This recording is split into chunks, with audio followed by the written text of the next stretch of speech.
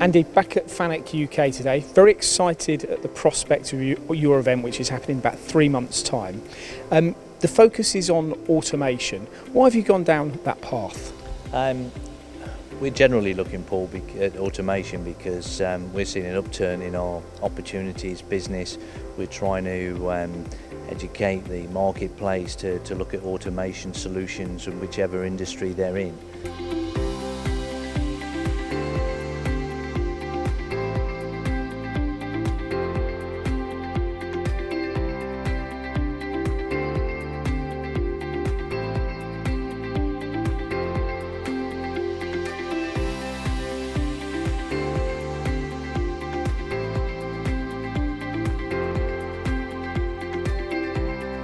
We see the future for automation in the UK, making productivity greater, making people more efficient and really putting UK manufacturing on the map to be competitive in a global marketplace.